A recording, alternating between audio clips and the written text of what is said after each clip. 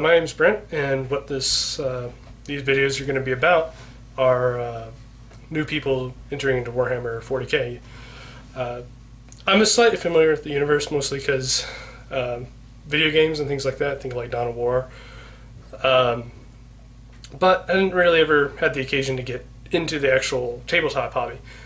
And so I kind of did some looking into, information about the hobby and found, several things that did battle reports and things like that.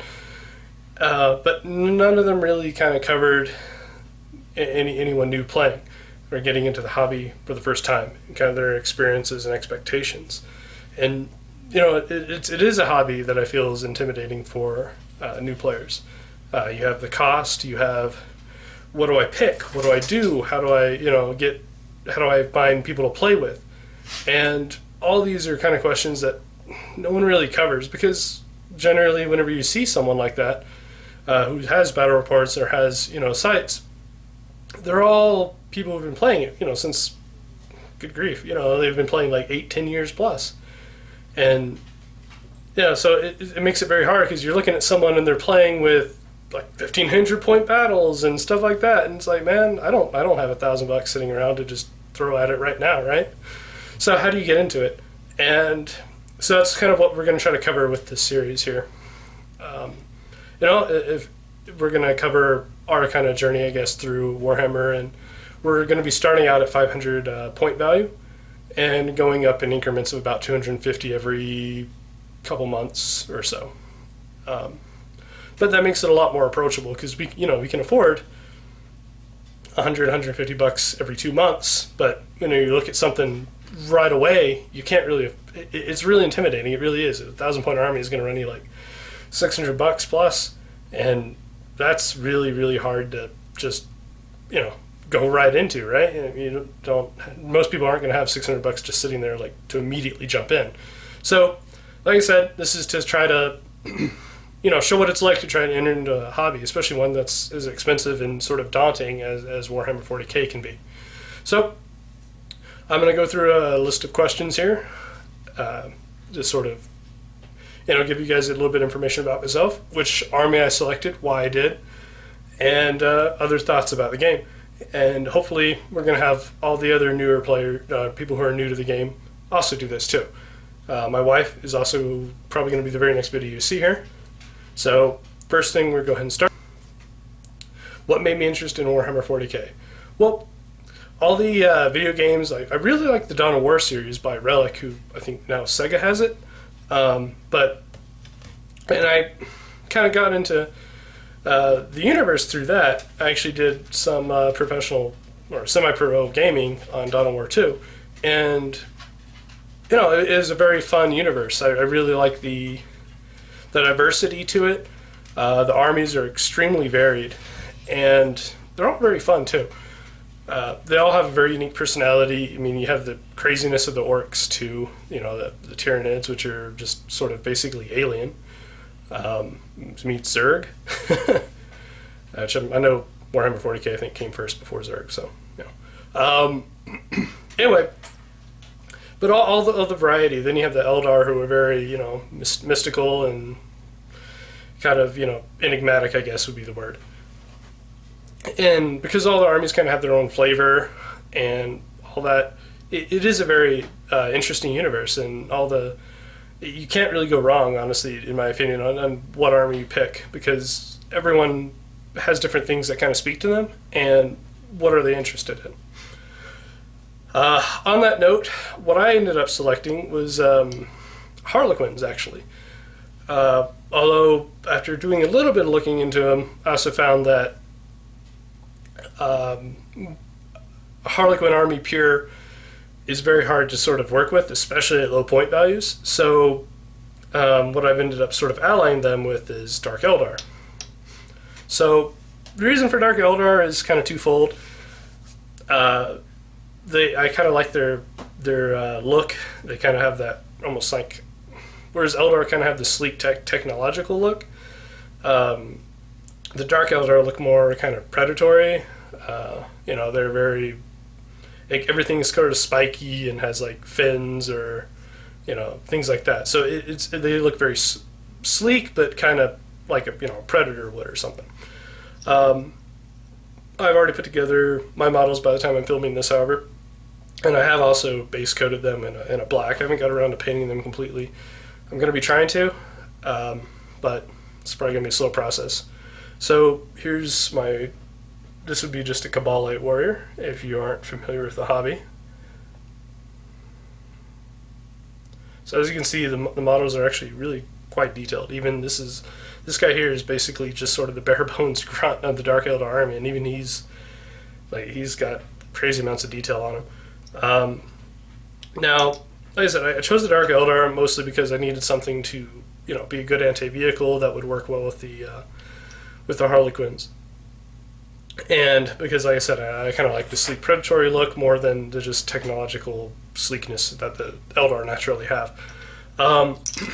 However, the real reason I'm playing the army, though, is for the Harlequins. I really do love the way the Harlequins look. I love all the sort of, I guess it's called lore, or in Warhammer world, I guess they kind of call it fluff. I really do love all that's associated here with the Harlequins. They're a very interesting army, definitely very, very odd for the universe. They're willing to go anywhere, talk to anyone, in a universe sort of like Warhammer, where your different species just don't do that. They're all very shy, avoid each other, don't talk to anyone except for your own species. Otherwise, they're all gonna kill you. And the Harlequins really just don't have that. They don't have that fear, and they're also sort of the bridge between the two types of Eldar, the Dark Eldar and the Eldar, who, let's be honest, without the Harlequins, they probably end up just hating each other. But the Harlequins sort of act as a bridge between the two people. The really cool thing in the Harlequins, though, is just their look. That's truly, they're incredibly detailed. I'll show up here one. Like I said, they've been based out. I don't know if it's focused. I hope it's focused. But as you can see, they're just like so detailed. They have cloaks. They got all these different poses and stuff, and they're really interesting looking to me.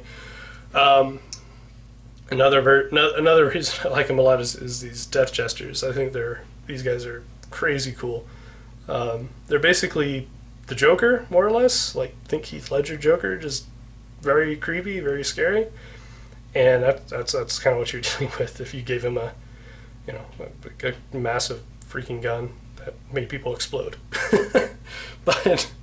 And when I say explode, they legitimately explode and hurt people around them, which is pretty cool. So, like I said, that's the real reason for this army is it's going to be primarily Harlequins, and I'm just sort of going to substitute in some Dark Eldar to help kind of flesh out and fill in some of the holes that the Harlequins might need helped. So, what do I feel the army is good at, weak at, and what do I have to consider as a player? My army especially is going to be very fragile. They got like no armor to speak of. Their vehicles are basically seems to be made of cardboard. They got no armor, so like just basic weapons can destroy them. Keeping them alive, that's definitely going to be the biggest challenge for the army, and that's what I'm going to have to consider mostly as a player is how can I make the most of this army? They're very fragile, but they also have at least the Dark Eldar have very, very good ranged firepower, and the Harlequins they have some good kind of shenanigan stuff they can do, and then in addition they're pretty beast in close combat, and that's kind of going to be the big booger bear, I guess, for how to deal with the Harlequins themselves. How do I get this very fragile unit into combat where they can actually do what they're supposed to do? And the Dark Eldar, like I said, the biggest thing for them is they're shooty, so I just sort of need to try to figure out how to keep them alive and do as much damage as possible without them dying. My initial inclination is probably to lean towards using the Dark Eldar as sort of a distraction so that the Harlequins can get in there, but whether or not it works, I really don't know yet. What other armies did I consider and why? Well, I actually had several that I considered. The Imperial Guard, or I guess they're called Astra Militarum now. But like I said, I know them from Dawn of War 2, so in Dawn of War, and they were called Imperial Guard there, but they're called Astra Militarum, I guess, from Games Workshop. I like them a lot. All the sort of, use your men as shields for the tanks type stuff. The commissars are very, very, very cool. I also like all their assassins. So that was a really hard choice for me not to play with the Imperial Guard. They were very, I don't know, I just really like that race a lot, just the look and feel of them too. They're pretty much the polar opposite of what I chose. Imperial Guard, you can lose like 10 guys and not care. In this, I lose, 2 guys, and I probably care, and it hurts, depending on which ones you lose. Now, if you lose, some of the Dark Eldar Cabalites, I don't really care, but if I start losing, the troop, I care. But in the end, I ended up liking the Harlequins more. They're just that sort of fun, interesting look and feel, and are an army that I really like. They're very speedy, and the only other army I really thought about had the potential for me to like was it's a faction of the Iron Hands from Space Marines. I really do consider the Iron Hand Space Marines as well, mostly because of their I just like a lot of their lore. I'm not going to go into it because there's a lot about it, but I like the Iron Hands a fair amount too.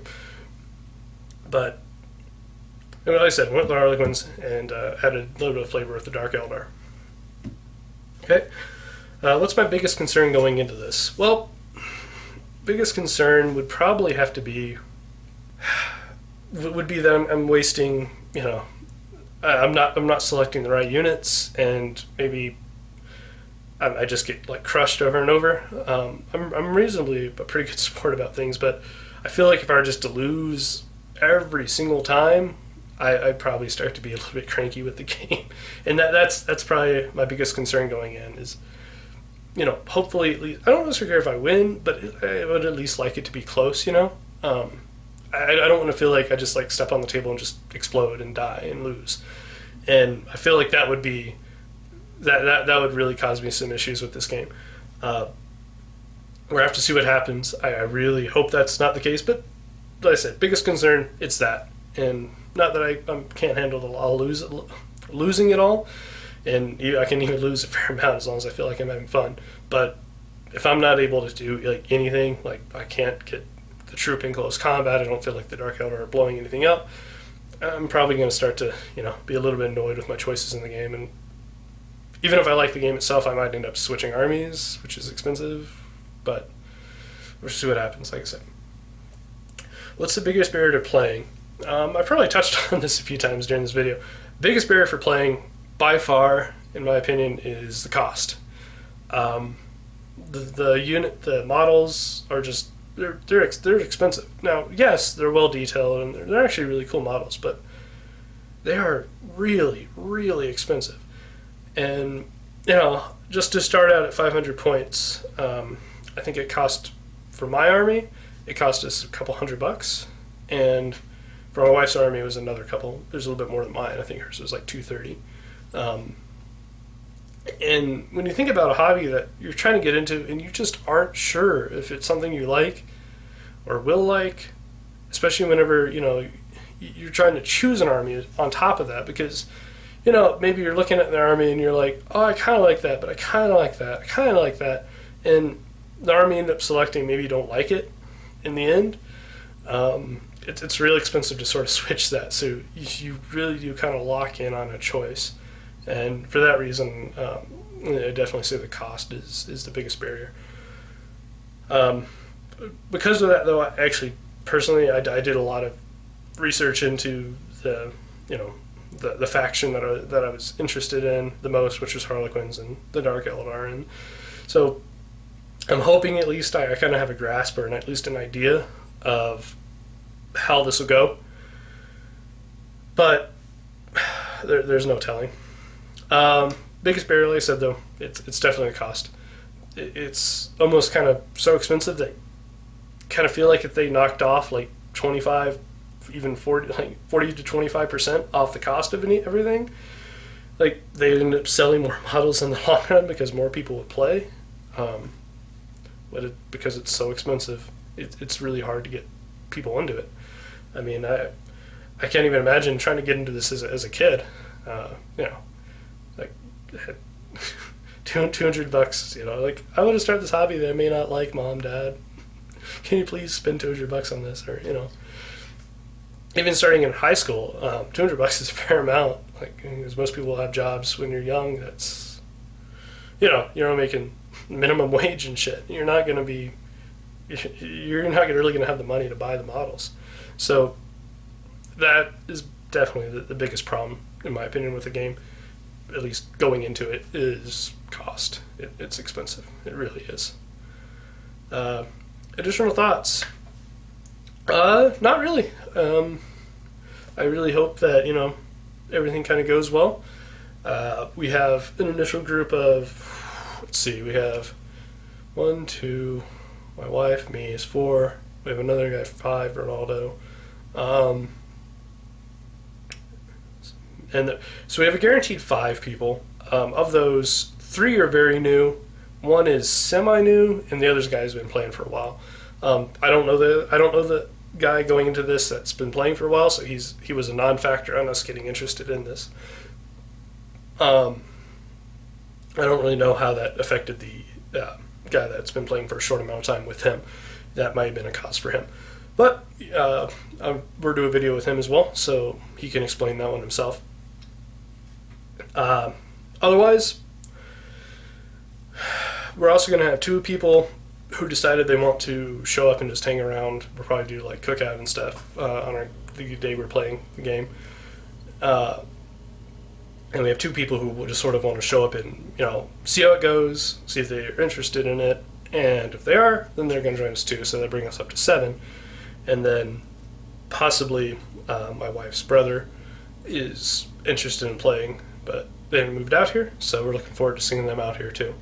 And I think he's going to play as well, and that'll be really fun. So thank you for watching this. We'll be posting, I'm going to try to record some of our earlier videos. I'm going to also record us with our armies that we've assembled and the terrain that we've made.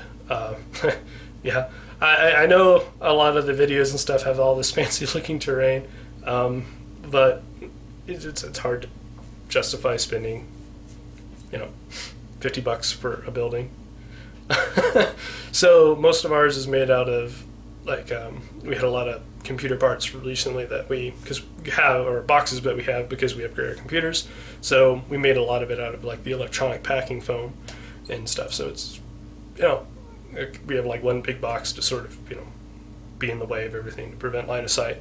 But I'll go ahead and film our terrain as well. It's like I said, it is what it is, but it should be functional, I hope. Whenever you get more into this, then I might look at trying to make the terrain look nicer and things like that. But for now, we have to hope it works. So, like I said, thanks for watching, and I'll be filming some videos of us actually playing the game and with the armies and et cetera, as we go. All right, thanks guys. Have a good one.